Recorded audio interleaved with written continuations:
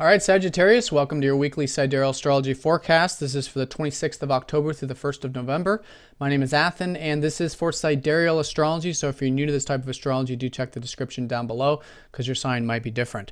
All right, Sagittarius, so we have this full moon here in your fifth house of creativity, self-expression, playfulness, children. For some of you who have children in your life, romance for some of you who, if you're in a relationship, it could be bringing that romance back into it, or it could be a new romance. Whatever it is, it's cultivating now. It's a high point of anything new that you did start here, you've been reflecting on for the past 6 months, involving the more playful, creative, and self-expressive part of your chart.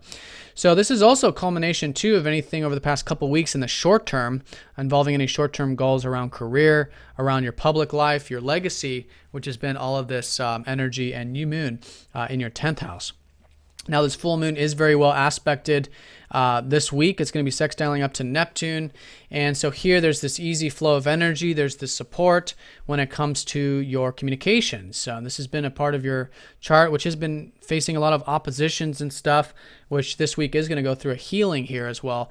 But certainly with Neptune in such harmonious aspect up to the sun and moon here, especially Tuesday and around Thursday, I believe it is, there's going to be this easier flow of the communications, correspondence, socializing, things like that. And it could be, just going with the flow could be quite enjoyable in that way. So that's the full moon around Tuesday. And Monday, we are finishing up the couple aspects here from last week. Mercury opposing up to Uranus, Venus conjoining up to Jupiter. So there is this sort of continued expansion when it comes to your adventurous spirits of life or philosophical. It's usually one or the other depending on your personal chart. So here it could be more opportunities to expand, to read, to write, to share wisdom, to learn more, to understand more about life path, to put energy into the life path with this sort of conjunction here at the beginning of the week. But it's really going to be there all for about the next year with Jupiter in that ninth, continued growth and opportunities there with the adventurous, spiritual, and life path part of the chart. So that's going to be Monday, as well as Mercury opposing up to Uranus. So keeping the balance between career stuff and home stuff, family stuff will be important on Monday. Then Tuesday, when we have that full moon, Venus is going to be opposing up to Chiron. So there is this healing that's taking place, rejuvenation for you, involving the possibilities of life, that adventurous spirit. And I think it's going to come across as quite easy, actually, because it's involving two benefics. Jupiter's going to oppose up to Chiron later in the week, going into next week. So seeing what's possible and what's practical, balancing, what can be achieved and what perhaps is very grounded in what might need to be taken care of, which is the third house, and rationalizing, making it into a practical reality will be a great way of working with this opposition, as it has been for you, but it could be quite healing in that way. But I think naturally the healing will be taking place. Now, Venus does rule your 6th and your 11th, so it could be a healing of the health, diet, routine part of your life, as well as any groups or friends or networking things that maybe you're involved with. Then Jupiter on Thursday opposes up to Chiron into next week, and then on Friday, the Sun does trine up to Neptune. So, with this full moon, very supportive, and then, on this Friday time period, there is this easy flow of energy when it comes to the career stuff, even the adventurous stuff, because the Sun does rule your ninth.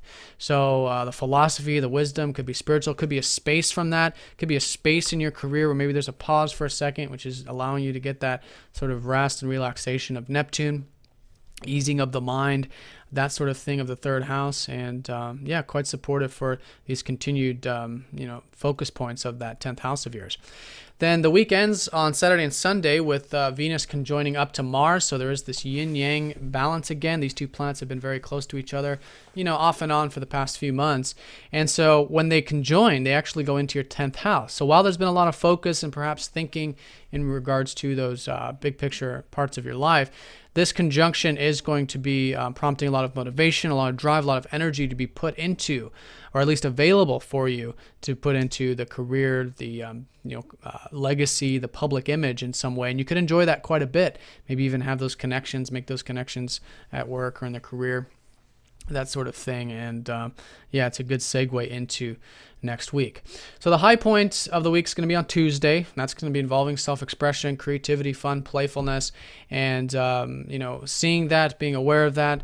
And then naturally there is this unfoldment that you can put into the other areas of your life through that illumination, because it's all in Aries. It's very motivating, actually, for a lot of us. It's well aspected, and it's still continuing with this whole lunar cycle of particularly your career or big picture stuff, which has been all of this emphasis, and a new emphasis next week when Venus and Mars go in there as well.